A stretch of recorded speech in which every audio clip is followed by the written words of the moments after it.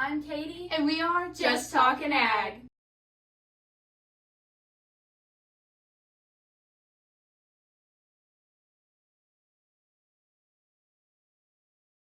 The week before last, several of our members competed in different events at regionals. The three people advancing the state are Emily Jones with Prepared Public, Alex Jerome with Small Animal, and Jada with Creed.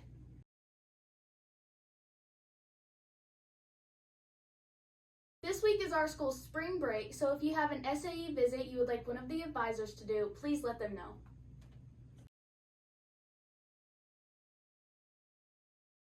Ms. Johnson said, the average age of a farmer is 64 years old. This poses the question, why aren't young people as involved in agriculture as they used to be? The trend of youth not being involved in ag is an issue that affects not only the next generation of farmers, but also society as a whole. We need our youth to become more involved with ag, as this industry is responsible for feeding and sustaining the global population. Farming today isn't what it used to be. Modern agriculture requires knowledge and skill in advanced technology, which shows how advanced the ag industry has become in recent years. This means that careers within the ag industry have become more tailored to young people. Career and technical education classes are another way students can be encouraged to pursue careers in agriculture. These classes combine core academic knowledge with technical and occupational skills. They give students real-world experience with various career paths, which result in more young people starting their careers in agriculture. To encourage young people to consider ag as a future career, we need to show them that farming can be a career that combines technology, innovation, and sustainability.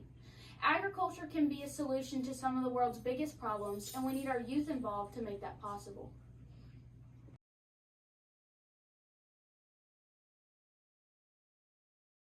Our guest for this podcast is our last ag advisor, Mr. Sewell. Mr. Sewell completed his education at UK and EKU before going on to become a teacher. He has 20 plus years of teaching experience and is in charge of many of our classes here. Mr. Sewell teaches 3 programs. He teaches our intro classes, which get our youth involved in FFA. He teaches our small engine classes and our construction classes. Can you speak on the growing role of sustainability in agricultural careers and what new opportunities are emerging from this focus? Well, one of the things in agriculture to sustain and keep us going is we got to think about population. Population is growing. We're at over 8 billion people in the world, and right now some of the numbers say that based on the food we produce right now, we could run out of food by 2050. So sustainability is to be able to keep agriculture going, and how do we feed the growing population? So that's going to be one big thing, and then you throw in a hot topic of global warming. A lot of the weather trends that's coming in there, drought, floods. So that's kicking in. One of the things with opportunities is how do we look to solve those problems? How do we grow more on the same amount of land that we have? How do we combat drought with crops? So genetics, a lot of studying like that. Science and technology is a huge thing that your generation has got to figure out as you come out of school and go into your careers. So you mentioned like world population. What can you speak on more of like just Scott County side? One thing that in Scott County that we have to think about is the amount of land. And then you get back to the amount of people. We are one of the fastest growing counties in the state. And we have planning and zoning that really has to look at the land that we have, the people coming in, what can they allot in farmland to subdivisions and places like that. The best place to actually build businesses is on prime farmland. So that really makes a challenge to planning and zoning, really looking out to the future, where we're going to put things and how do we keep that agriculture land in place. So that's something that I know Scott County has went to some planning and zoning meetings here recently to see that how do we plan for that, and how do we keep ag land, and how do we keep ag promoted in Scott County to be able to grow and provide just for our population alone. What are the biggest challenges facing agriculture today, and how can professionals like you help solve them? As an ag teacher, one of the things that we have to do is inspire the generation coming in to be in agriculture and have a a desire to be in there and solve those future problems that we've got with growing population, and what do we do with that population in the land to be able to still produce.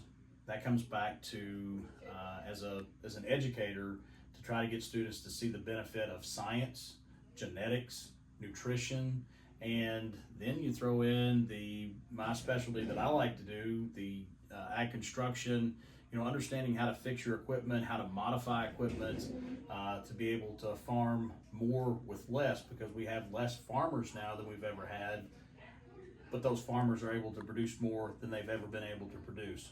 So we've got to have a whole new generation of people coming in that focuses on those genetics and all of the improving in our crops to be able to do more with less land.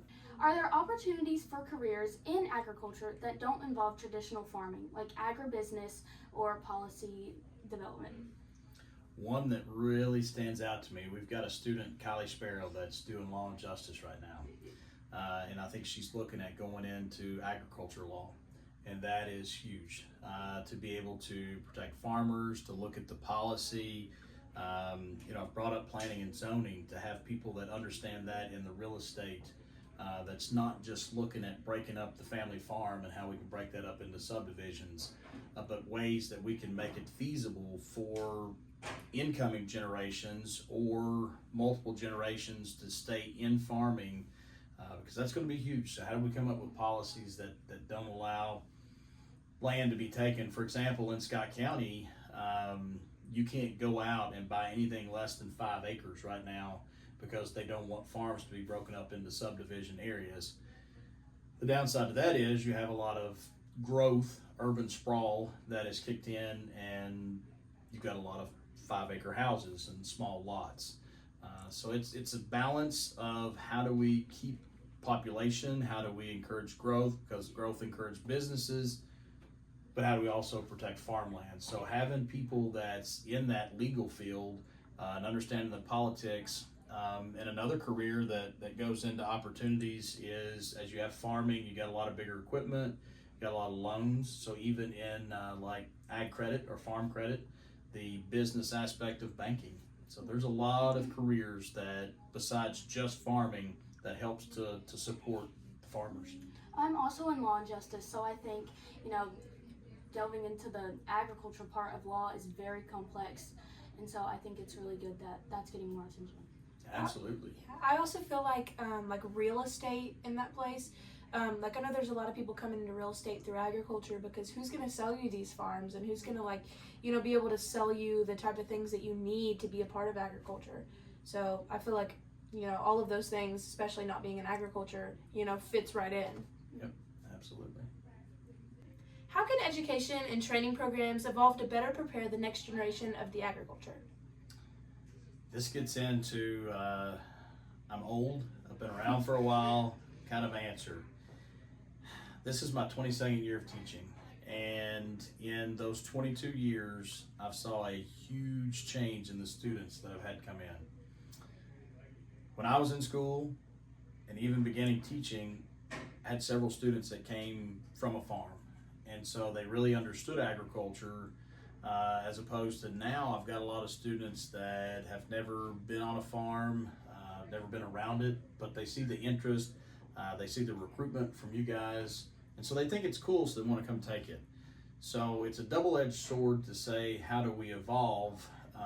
In one way, we evolve moving forward by teaching the basics, understanding plant science, understanding animal science, animal husbandry, genetics, equipment, and being able to work on those things, because as a farmer in production agriculture, you've got to be like the old saying, you're a jack of all trades but a master of none. So you've got to really understand how to take care of yourself, and then in those times when you need a specialist, a veterinarian, or maybe the mechanic or technician at the John Deere store, then you've got those careers out there. But as an education training program, we've got to focus on those basics for those students that's never been exposed to it, to understand it, so that when they go out to do ag law with the complexity of understanding farming, or to go into working with the genetics or real estate, They've got to understand those basics about the soil science,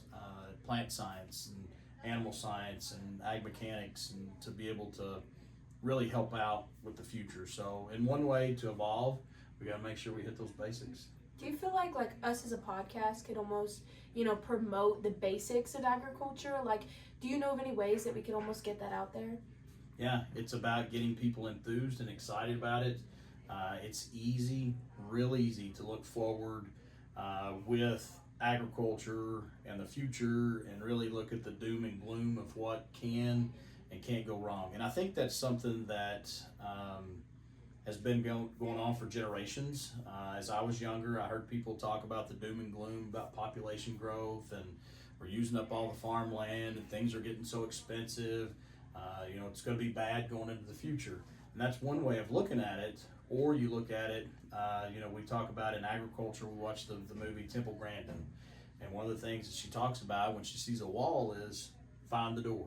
And if you go into it with that positive attitude of how do we solve these problems, what are the ways to fix that, then that positive attitude is the way. So really to get people in is you have to spread the positivity and look for people that looks for how do I solve that problem. And so that's how you move forward. Is there anything else you would like to add to our viewers of our podcast?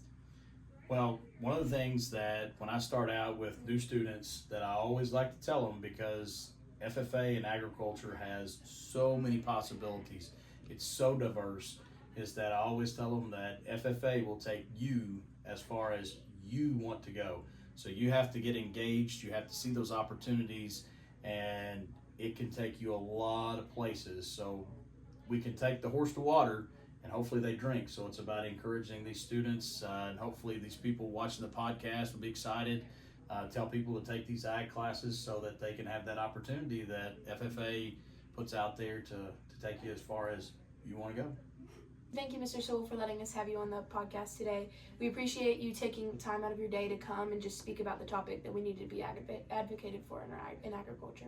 I'm very happy to be here, and like the saying that FFA will take you as far as you want to go. I'm excited that you guys are doing this, because this is taking that next step, doing something completely innovative that this old teacher might not have thought of, and it's really cool at a way to reach the next generation. So thank you guys. Thank you. We are so happy and thankful that you guys set in to watch the podcast with us today. So catch us back next week on Just Talkin' Ag.